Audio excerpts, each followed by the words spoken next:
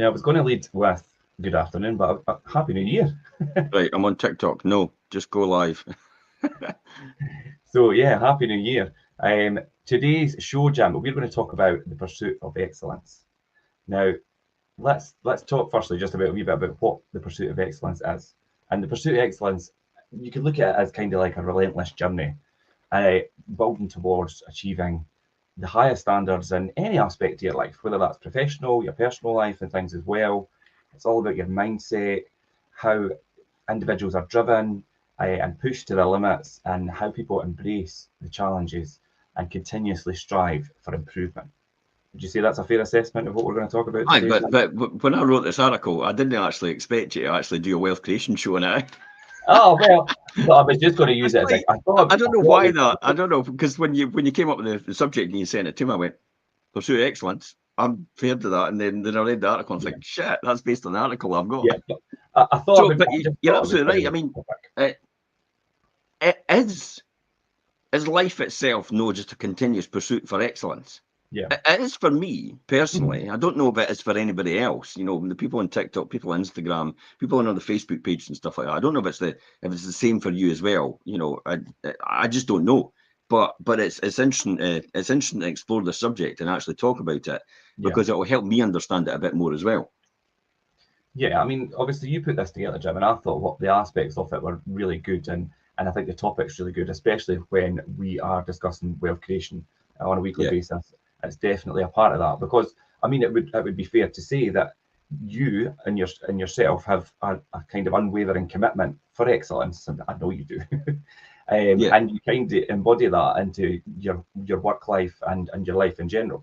And Mhm. we'll explore a bit more about that today, but that is, I think, probably the foundations of most successful people, or all successful people. Because if you don't have that kind of drive to have that drive through the pursuit of being in a level of excellence, then you're not going to really be successful, are you? Well, I think generally that's what it takes, is it no? Yeah. You know, when you drill down to the core fundamentals of what is and why is and how Hmm. does it happen, it definitely is over time. It is just a constant pursuit. Yeah, it is, and that's obviously the perfect title for today. So the constant pursuit, and it's not going to be like we're not going to talk about this as a constant slog of like trying to achieve your goals because that's not it. I think Yeah. it's the continual progression of yourself, and we're going to talk a bit about obviously learning and education and your mindset and everything as well. And all these combined will ultimately get you to where you want to be, and further than you expect you could be, I think, as well. Hmm. Definitely, definitely. And what's your thoughts overall on this, though? So I think that I'm going to talk just now about obviously in your article you spoke about the estate agency side of things, and obviously that's what you do predominantly, but you've got a lot of other things that you are, and I mean like when it comes to talking about and you talk about a world class agent all the time, and their pursuit of excellence will of course be evident in what they do and all the transactions and negotiating. And we spoke about this in the midweek show last week, Yeah. negotiating sales and how you differentiate agents from a really good agent and a world class agent, and Hmm. somebody that just does the same as what everybody else does and gets you the same results and doesn't push and strive for that level of excellence where your customers are more than satisfied with where you've got them in terms of the journey and the price point and things, and likewise the buyer as well, not just the seller. So these things go hand in hand as well, and I think that's something that you need to understand. A buying and selling of a property is a significant milestone in the client's life, and they will go above and beyond to ensure that that's a seamless experience, and that's a world class agent. And that comes down to even meticulously researching market trends and providing accurate valuations, and leaving no stone unturned and delivering Do an you exceptional do you service. know though, Richard, the interesting thing about that and how we're talking about that and how we're talking about world class and what does Mhm. world class mean? And in terms of state agency, what does it mean as well? And a letting agency and any business itself, anybody that's sitting tuning into this or listening to this on the podcast later on, you know, if you're looking at what does world class, define for you what world class means. You know, what is world class to you? What is the pursuit of excellence to you? Mhm. Um, And you often find that, well, you take it for granted and it's natural and it's in your nature to be like that. Not very many people actually are like that either. And it's quite surprising. But I have a sneaking suspicion it's down to the 95 and the 5% group again. And the fact that 95% of people will work for someone else, but 5%, they will work for the 5%, basically. That's ultimately it. That's what happens. And 95% of the people work for 5%, work for the 5% of the people overall. And I don't think that historically will change, because the 5% is basically the leaders and the people that forge the way forward. And it's just the way the capitalistic systems worked out, and the way our cultures worked out, and the way the hierarchy systems worked out as well, is if the 5% will always be, but you can choose who that 5% is going to be, and you can choose if you're going to be in that 5% by your actions. Does that make more sense? Yeah, you've hit that on the nail there. I think it's definitely, we see that, and we talk about a lot of the 95 and the 5%, but the only way to be in that 5% or be that kind of person is your mindset and how you're driven and how you do things differently from everybody else, and don't just follow the masses. And that's what differentiates you into that smaller percentage of the population. But then my question is, how do you get that mindset? Well, that's the question, Jim. How do we get that mindset? For me personally, it's been a product of mentors. It's been a product of, I used to listen to tapes, tapes in the car, for people that don't understand what a tape is. It's just like that wee thing, you've got like tape, and I can't even explain it. Look up cassette tapes. For anybody who doesn't understand what cassette tapes is. I used to use cassette tapes because my car became a mobile university. So I was able to listen to what was the early podcasts, I suppose, because these cassette tapes were 45 minutes either side. And you literally, the functions that I'd been to, a lot of them were recorded onto cassette tapes, and they were distributed through our network later on. And therefore, you got an insight from somebody else from a different function, because the functions went all around Britain, around the UK. When I was involved in the network association I was involved in, there was about 40,000 people in it. So they had to devise a system in order to educate people on a mass scale. So that's why they used tapes at that time. And literally, you were buying these tapes, plugging them into your car. It became a mobile university, your car. And so it was the tapes, it was the functions that you attended, it was the mentors that you got advice from, your upline. In other words, people were more successful than you, but just moderately more successful. And as a result, you could learn from them to get to their level and learn from someone else. But then when you got to a level where you outperformed that person that you were learning from, their upline came in and actually educated you, because you needed somebody more successful to educate you to that higher level, because you were now a higher level than the person who was actually educating you in the first place. Yeah, I think a person that's broke or poor can't teach somebody to be financially free. It's impossible, because they would be financially free in itself. So the pursuit of excellence is a combination of it's a combination of changing the way you think and the culture. I had this conversation with Dr. Paul McDonald last night when we were, sitting at the golf club, and he was talking about his students at the high school. Yep. And he was talking, do you want to come in and talk to them about what it is and all the rest of it? And I began to talk to him about all these different things. Did they do this? Do they do that? Do they do this? They don't do that at all. The education system is not designed to do that. Therefore, there's no surprise. But I actually said to him, what you find is, because most of our youth of today is born into the 95% group. And then it's there's nothing about the 95% group's fine, but we just call it 5% group, 95% group, because the 95% group, and again, don't be offended by being, it's like, what do you mean the 95% group? You must be in the 95% group then if you're like that. And you don't want to be in the 95% group. You really want to be in the 5% group. And you can choose to be in the 5% group by your actions. So I'm not speaking to anybody in particular. Someone can change. We're all born with the same advantage. We're all born with the same things, really, ultimately. 2 legs, 2 arms, a heart, a brain, 2 eyes, 2 ears, 1 mouth. And literally, that's how we're all born. And the 2 things that we acquire when we're born, it's hardwired into us, is the fear of loud noises and the fear of heights. Yeah. And everything else is acquired over time by the people you associate with, and your early, what we call, mirrors. So in order for anybody at any different level, you might have had the advantage of having been born in a family with it's forward thinking, it's got a great mindset, and they want you to stand on their shoulders in order to be better than what they are. That's the 5% group. That's what they do. Yeah. The 95% group tend to say, suffer like me and learn the lesson like me. But what happens to the 95% group is suffer like me, and they don't think that, because that's the model I was born into. You know, you have to go through the struggles like I went through as well in order to learn what I learned. And it's like, well, can I not just learn from you and make it easier? You know, the fact that you all the mistakes you made and all the successes you made, and success leaves clues. And that's what you should be learning, really, rather than actually going through it all yourself. Because the reality is, if you want your children to get on better than you, they'll only get on better than you if they learn from you about what not to do and what to do, rather than actually having to go through it themselves. If they go through it themselves and lead the life that you've led, there's no surprise that they'll get exactly what you've got. It kind of goes hand in hand with what you're saying about obviously learning from people that are successful or maybe just moderately more successful than you, and using them to get to the next stage in your journey, and then picking up with somebody else. Yeah. And it's the same if you've got children. If you've made all the mistakes and are successful in whatever you do, and you want your children to be successful, then let them piggyback on your shoulders from where you are. It doesn't make them start from the beginning and have to go through everything that you've just done. Do you know? We're indoctrinated into a culture that actually expects you to do that. Yeah. They actually tell you that, you know, you need to go through these struggles, and everybody tells each other, you know, see how, you know, you get like the people you associate with. We all tell each other, it's like, no, they need to go through these struggles to understand the value of money. It's like, no, they don't really need to.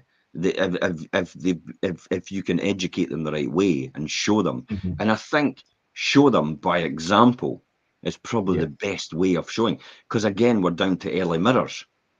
If your pursuit of excellence is from the time that your children are born, it's more likely that your children will be in the pursuit of excellence as well, because that's the early mirror they saw. Yeah, leading by example. It literally is, yeah. Somebody actually said, can you educate this out of people to pursue bigger, broader ambitions? I think you can. Yeah, why not? On TikTok, that's about the first bit of sense I've seen come out of TikTok. honestly, well done, Wingnut. It's like, you know, can you educate this out of people in the pursuit of bigger, broader ambitions? I think you can. You're absolutely right. You've nailed it. You can educate it. You can educate out of people. You can educate out of people. What have I just said? It's the people we're associated with, the mentors. Yep. It's the functions that I went to, the training organisations. It's the podcasts or the tapes I listened to in my car and made it a mobile university. And it's the books I read.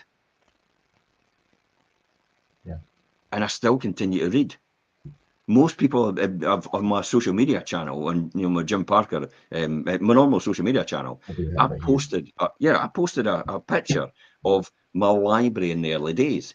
And a lot of the people actually that I was involved in the same network actually were on, because I know them now. Mike as well from Internet Creations. Mike said, I noticed a couple of books there. And I actually showed him this book, Don't Let Anybody Steal Your Dream, Dexter Yeager. Mm-hmm.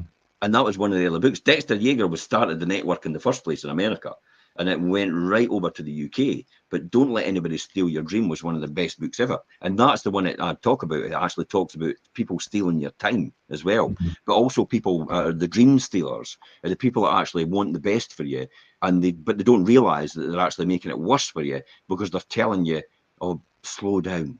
It's like, well, maybe in your opinion, you would slow down.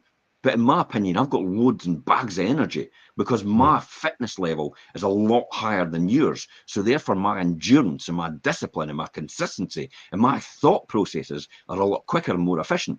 So for me, what you're saying about slowing down is a reflection of you, not a reflection of me. It doesn't mean to. So that, to me, is the pursuit of excellence, is the fact that you're continually pursuing it with a goal of not to achieve it, because you'll never achieve it. So let's be honest with ourselves in the beginning. Pursue it. Pursue excellence. Be the best at what you can do and whatever you do. If you're a road sweeper, be the best goddamn road sweeper ever. If I was out, I always said to you, and I said to you, we could always go back to window cleaning if it all goes tits up. Yeah, I know. Because I'm a great window cleaner. And I would be the best goddamn window cleaner in the whole of the UK, if not the world. And I would let everybody know that. And therefore, I would probably be paid a lot higher as a result of what I did because of who I was and the expertise I used in cleaning windows. And, and people go, how on earth can that happen?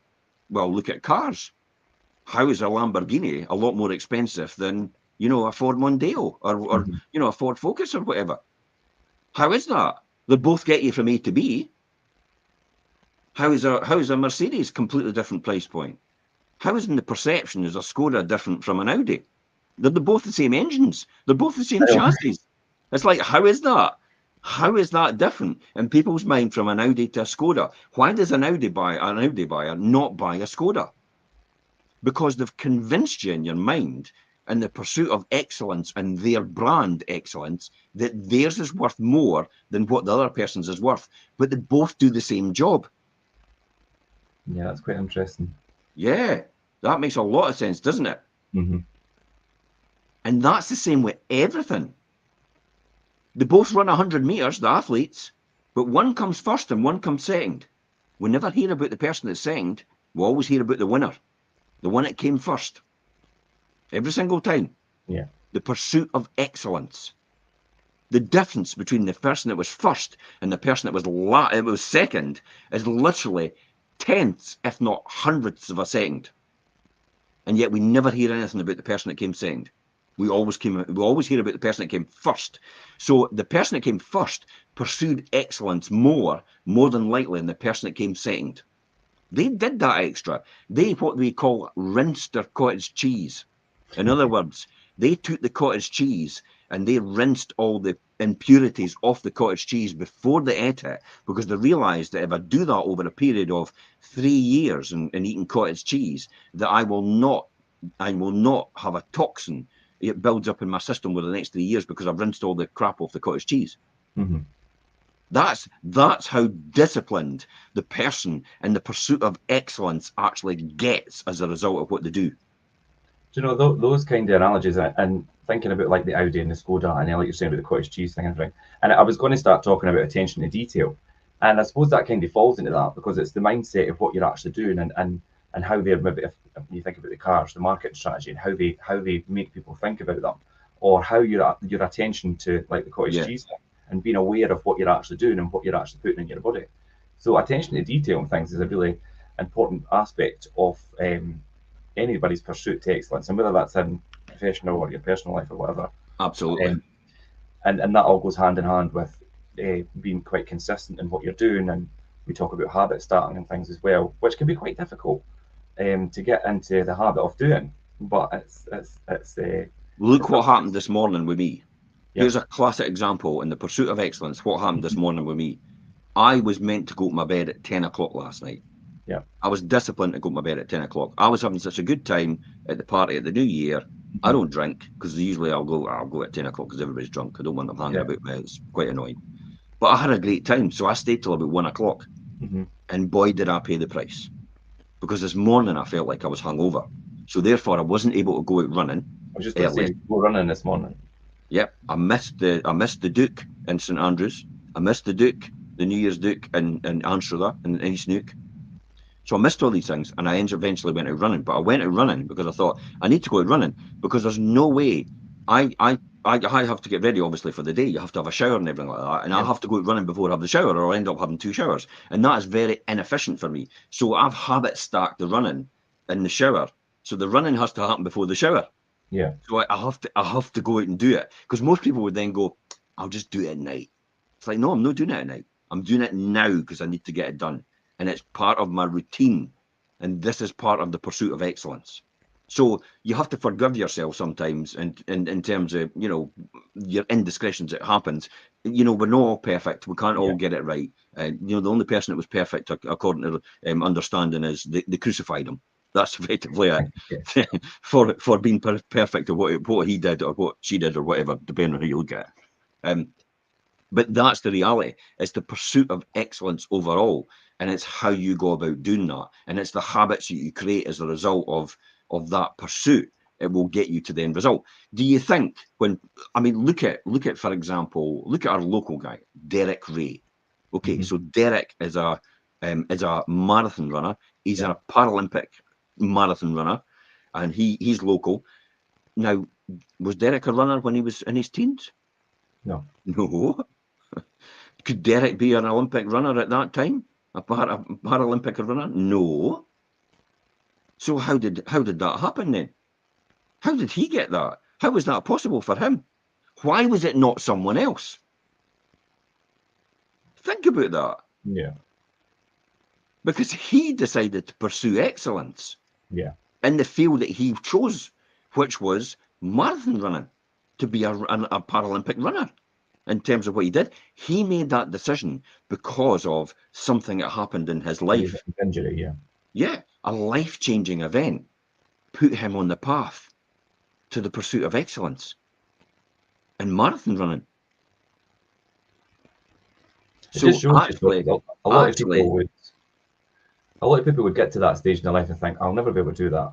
And you need to be like a certain age and all the rest of it, but it just shows you it could be done. What do you think I'm going to do if anything ever like that happens to me? I'll just embrace it and think, oh my God, I could go in for the Paralympics now. I think it's important. That's kind of thing I think. It's like if anything ever happens to me and I lose a limb or anything like that, I might have a go at being a Paralympian.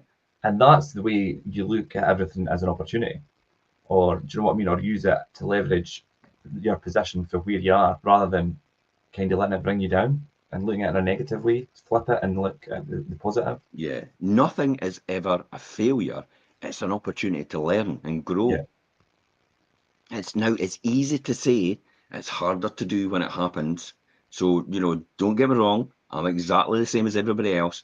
However, the mindset I've adopted over the years because of the social conditioning that I've put myself under with the mentors, with the podcasts, with the reading, and with the functions and the trainings that I attend has changed the way I think.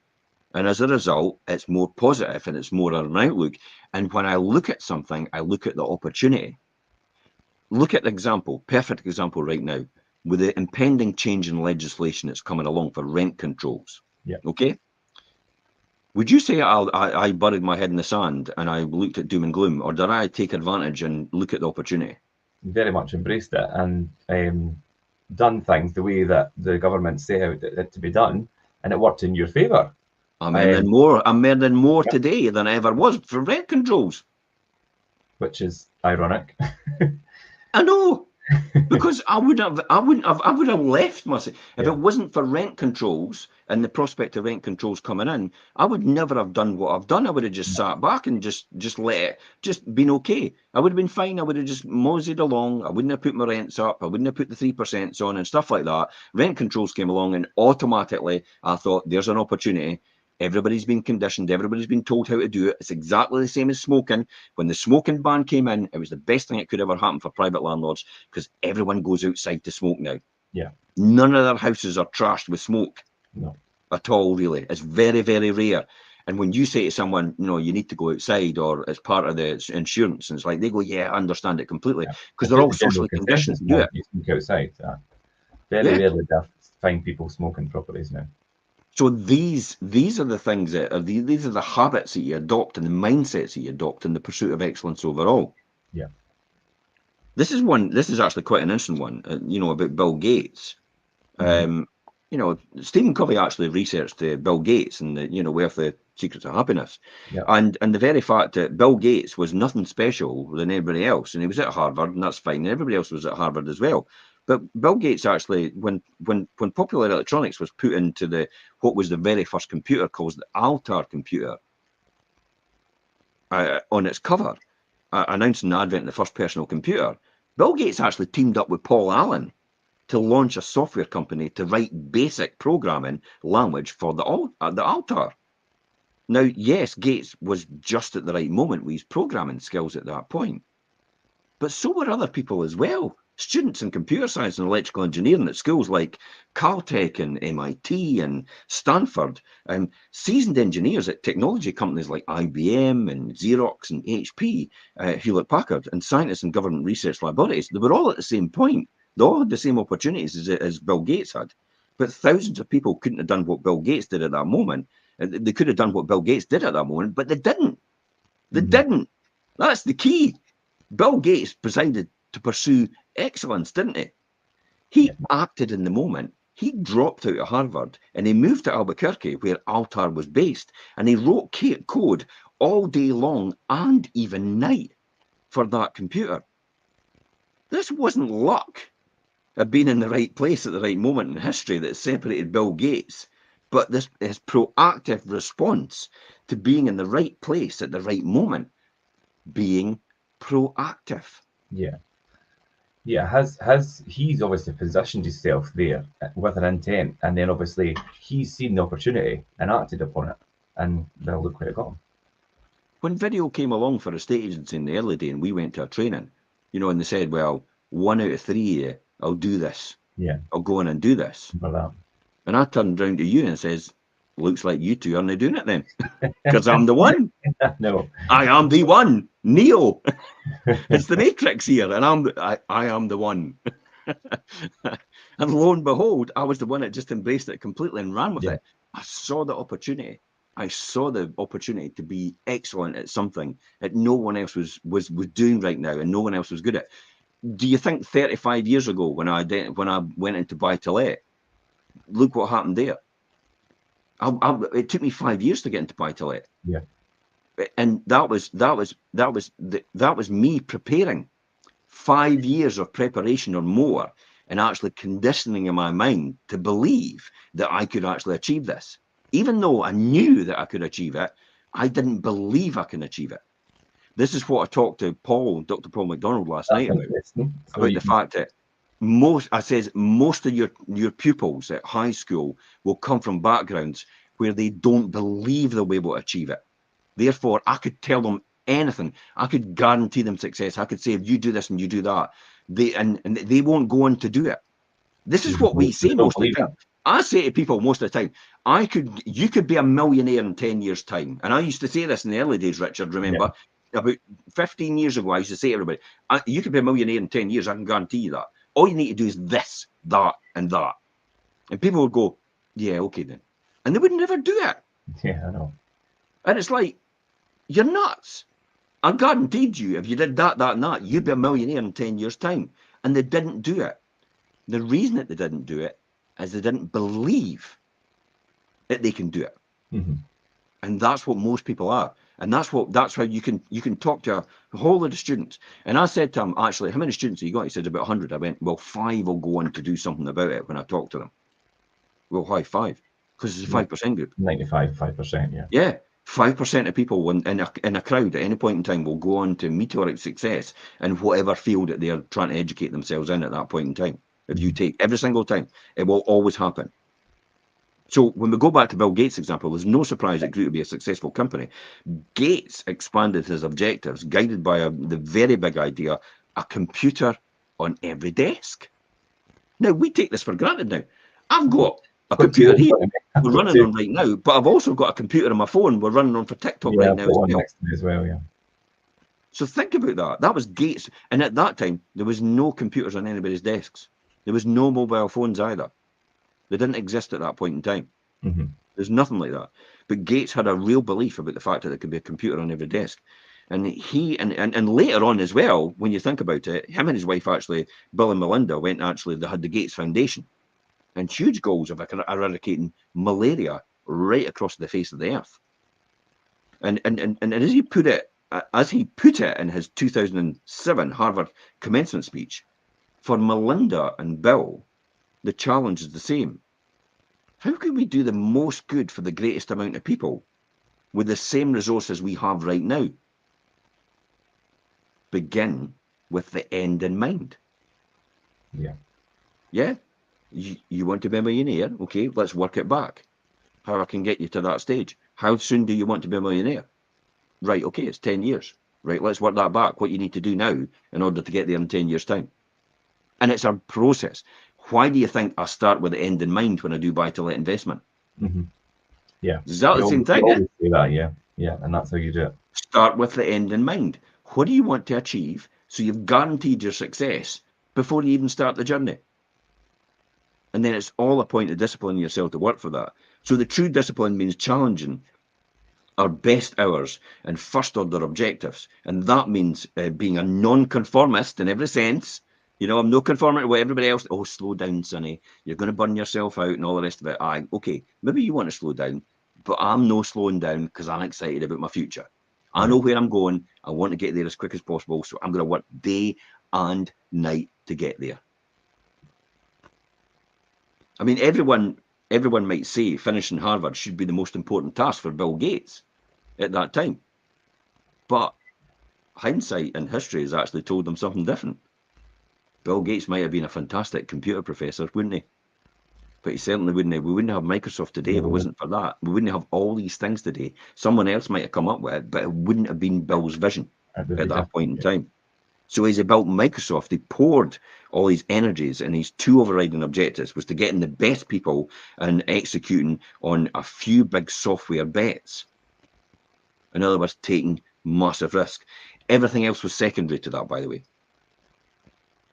Now, when Gates met Warren Buffett, for example, at dinner he hosted, and he asked all at the table what he saw as the single most important factor in their journey throughout life. As Alice Schroeder actually related in her book called The Snowball, both Gates and Buffett gave the same one-word answer. Focus. Okay. Ignore everything else. Why do you think they put blinkers on racehorses? Yeah. So they don't get any distractions at all. Yeah, so they don't see anything else outside of, this is where I'm going, the finish line, every single time. That's why a racehorse has it on the sides of it, for that reason. They get the best racehorse. So what do you think you should do? It's focus.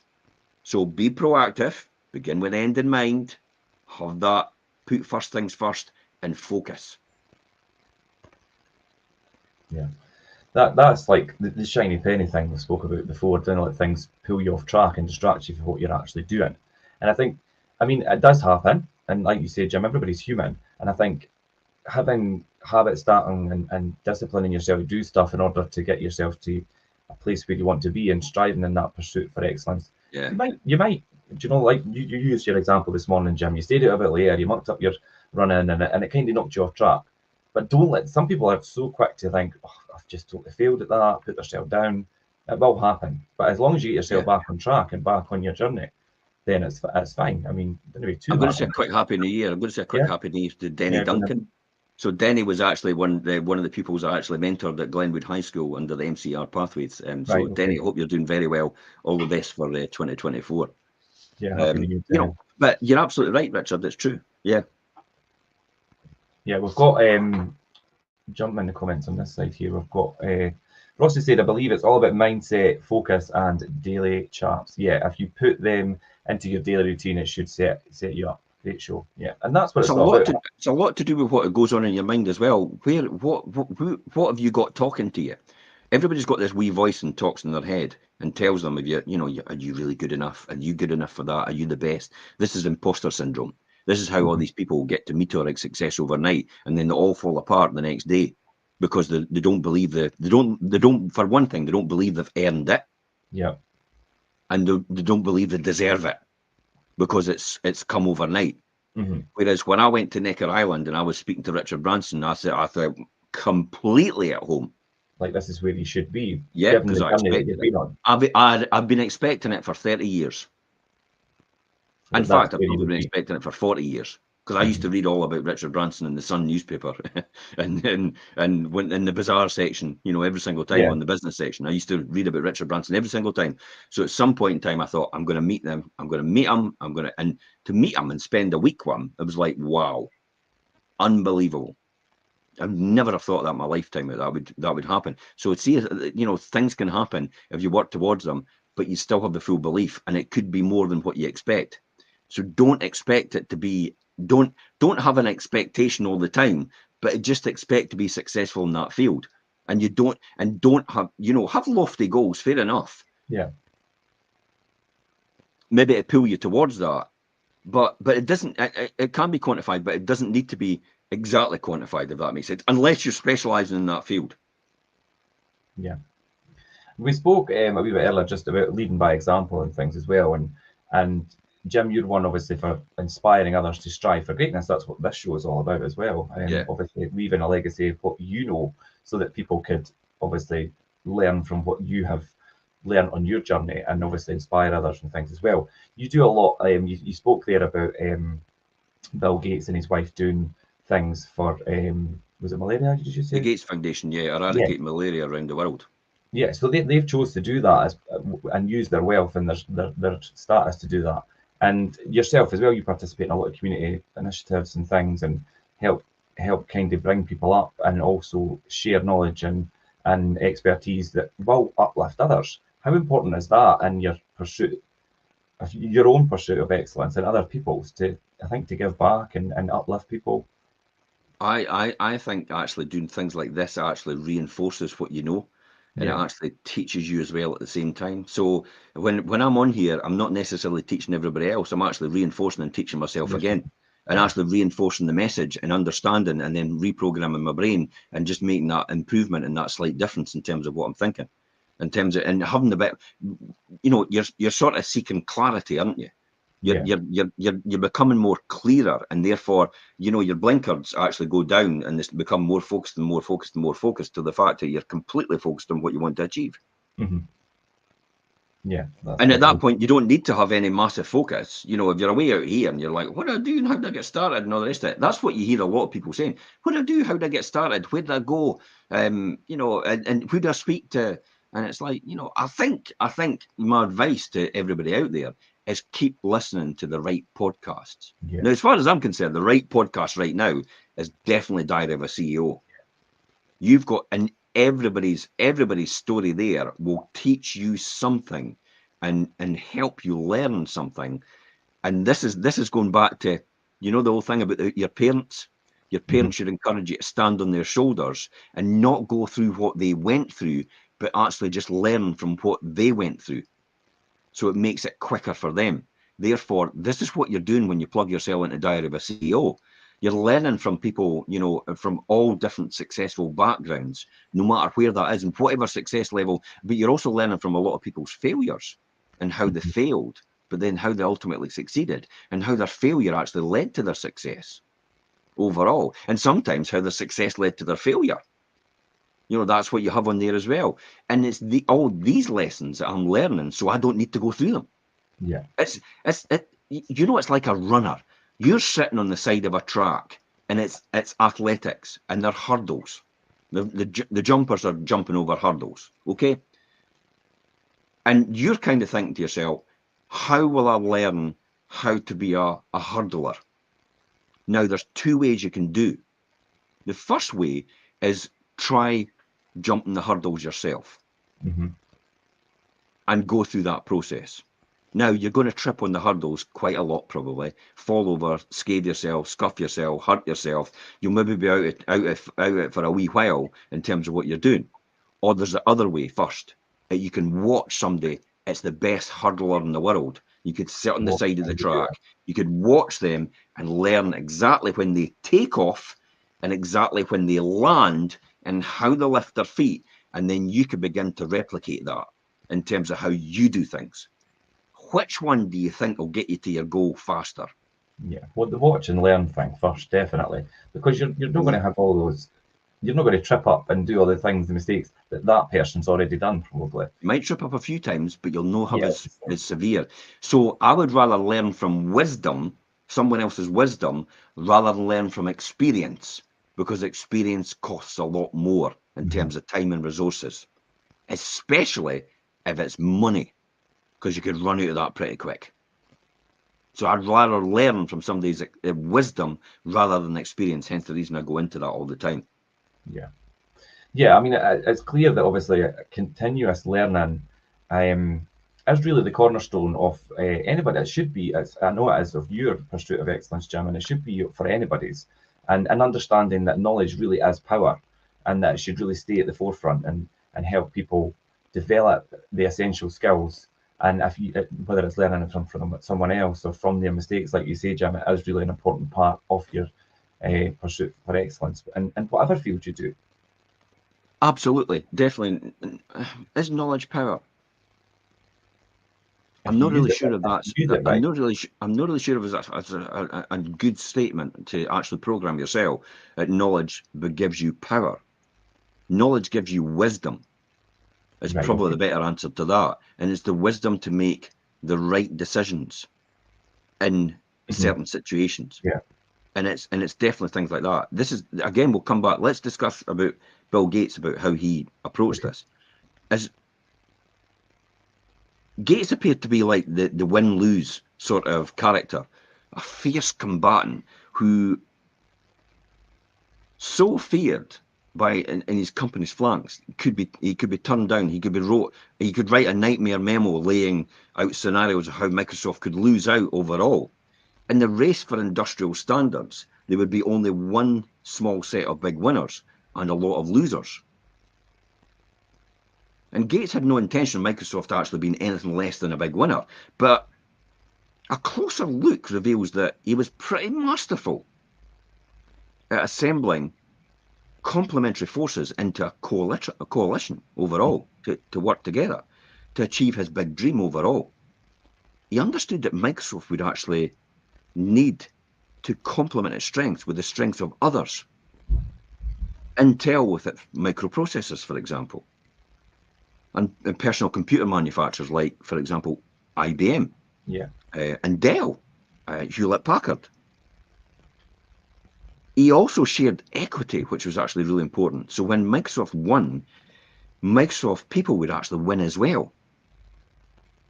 And he displayed a remarkable ability to complement his personal strengths with the strengths of others, especially his longtime business alter ego, Steve Ballmer. Gates and Ballmer accomplished much more by working together than they ever could alone. This 1 + 1 is actually no longer 2. Incidentally, this is a really good one. Okay. Do you know in scientific experiments, when you've got 100 people sitting in a row and they're teaching a class, and what happens is the teacher says, "What's 2 + 2?" And the first person says, 4. And the teacher goes, "It's no right. You're no correct." And he's going, "What? What's 2 + 2?" to the next person. And the next person says, 4. And he goes, "It's not right." And he goes to the next person, "What's 2 + 2?" And the next person hesitates again. "No, it's definitely 4. And the teacher goes, "It's wrong." And he goes to the next person. And the next person, "What's 2 + 2?" And he goes, looks at the rest of them and goes, "It's 5. And the teacher goes, "You're absolutely right." "What's 2 + 2? The next one?" "It's 5. You're absolutely right." "What's 2 + 2? The next one?" "You're 5. You're exactly right." And that's how we condition our society to follow something that isn't true. Because the rest of them are all going to say 5. Yeah. And that's how social media conditions us as well. That's so a really good anybody balance. wants to influence someone else, that's what they do. You have people and influencers that change people's mindsets. Yeah. Now, we're on to change people's mindsets for the better. I just want tons of people to be wealthy as a result of what we talk about. And especially my children and my grandchildren and my great-grandchildren and my great-great-grandchildren that aren't even born yet, because they'll watch all this. Hopefully, some of them, more than likely it'll be 5% of them, will watch this at some point in their life, and they'll learn from it, and they'll go rise to meteoric success as the result of it. And that's my legacy I want to leave. That's the whole point.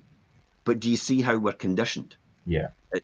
Other people of influence teach us and condition us into giving the answer that they want us to give over time.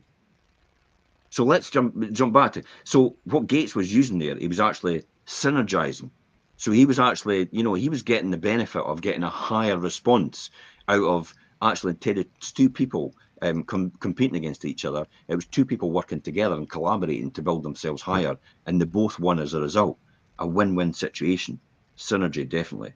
So win-win, put first things first, you know, be proactive, begin with the end in mind, and then synergize. So this is actually a good one as he goes on from there in his journey. And this teaches us another lesson in terms of the pursuit of excellence overall. Yeah. Because we're kind of thinking, wait a minute, we were talking about pursuit of excellence. But this is an example of the pursuit of excellence and how it transpired. As Gates actually moved to the social impact with the foundation, he did not step forth by saying, I've been successful in business, so I already know how to achieve social impact overall. You know, he was pretty humble in terms of what he was doing. It was quite the opposite. He brought a relentless curiosity. Here's a key coming: curiosity. Mm-hmm. Do you notice that in what I do most of the times? It's like, regardless if we think we know the answer, I'll become extremely curious about how it's come about, and who actually said that, and where did it come from, and why, and where. Yeah. And is anybody else saying that? And is it factually true? We may think it's true because everybody else has told us it's true, but I want positive proof it's actually down in legislation somewhere to convince me it's actually true.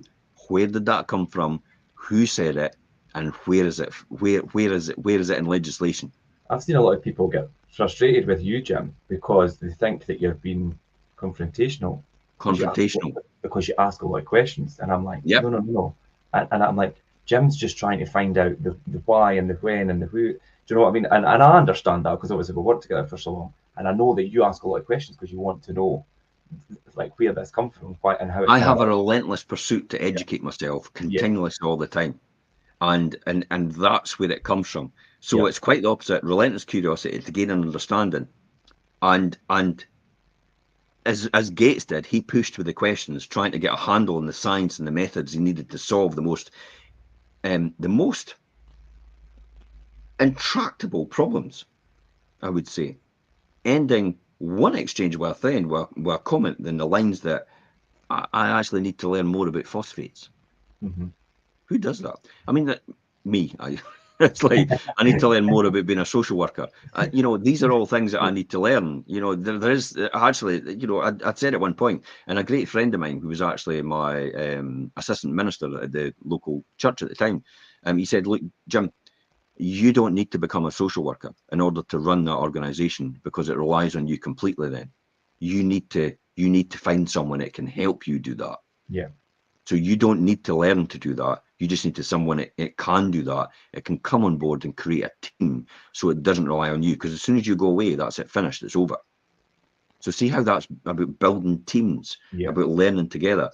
And this is all about seeking to understand first and then to be understood. So we must seek to understand first in order to be understood overall. And that is part of the relentless pursuit of excellence. Mm-hmm. You have to acknowledge you can't walk into a room and think you know everything.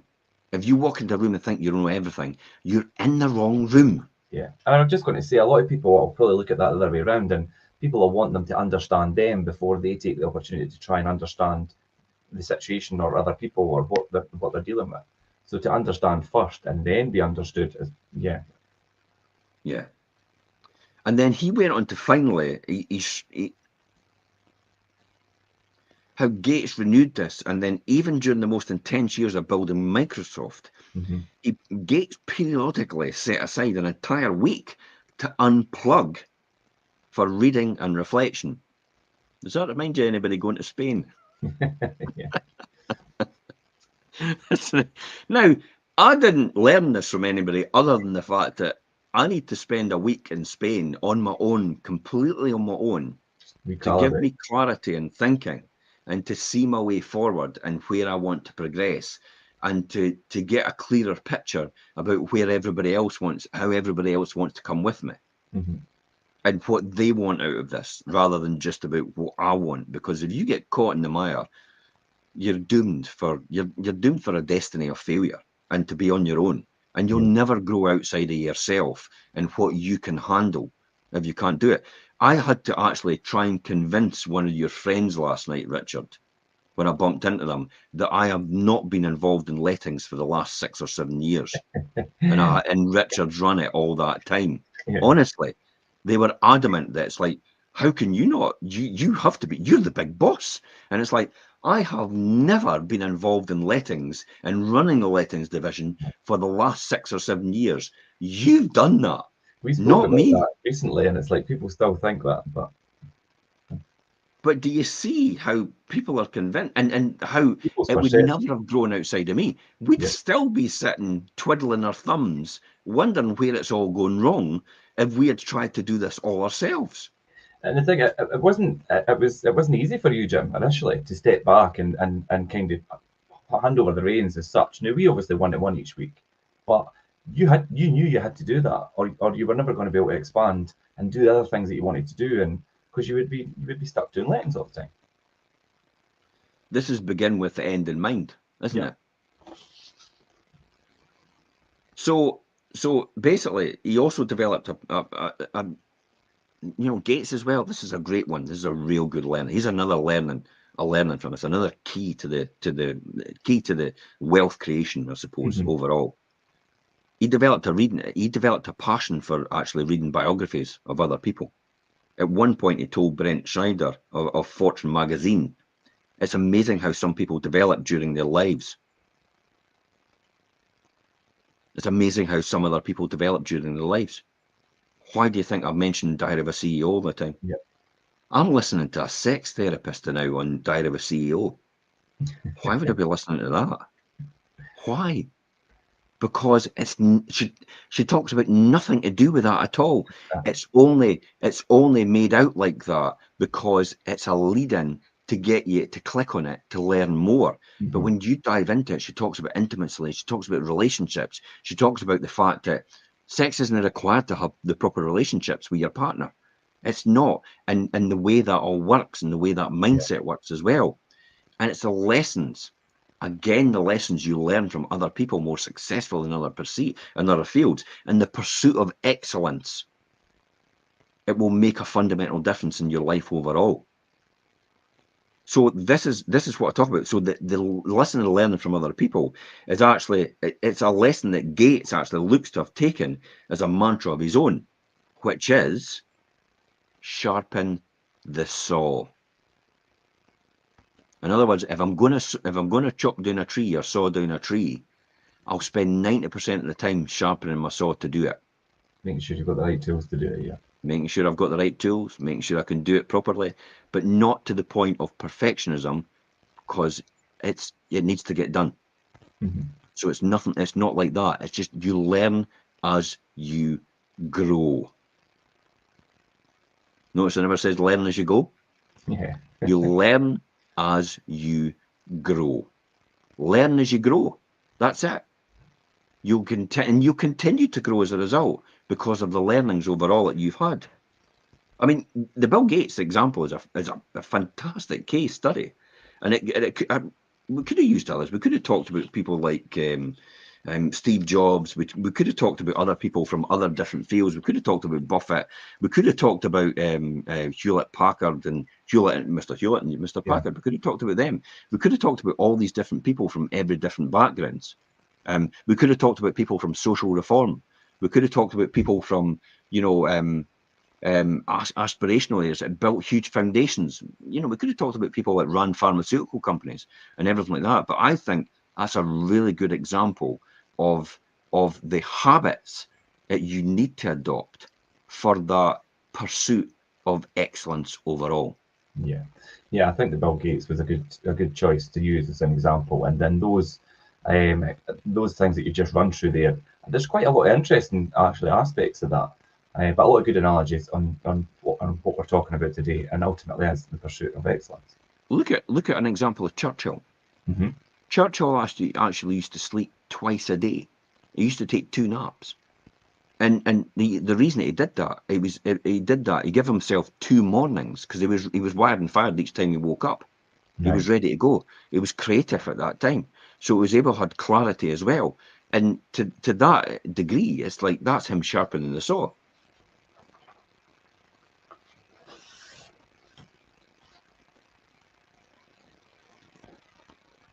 It's good. I mean, it's good. Jim Collins was a really great example of this. If you've ever read Jim Collins, Good to Great and Better for Best, you know, Jim Collins actually dissects a lot of very successful companies and unsuccessful companies, you know, and how they became good to great and better to even better after that.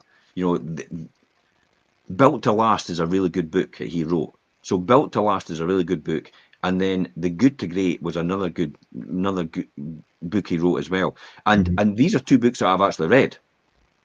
Now, some of these companies that actually went good to great are no longer here because it was Fannie Mae and Freddie Mac, which were the mortgage companies in the crash.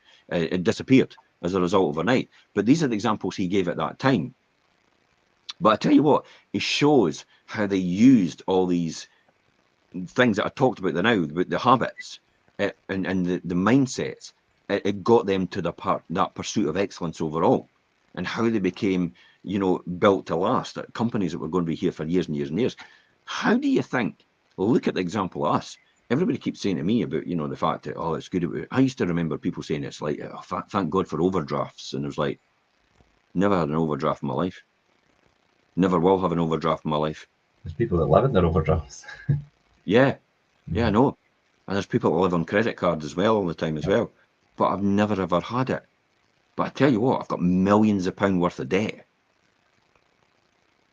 But it's all good debt. Yeah, which is it's all debt. It makes me money more than what the debt is every single time. Somebody actually said, somebody actually called me a very, you know, and you know, obviously they didn't understand.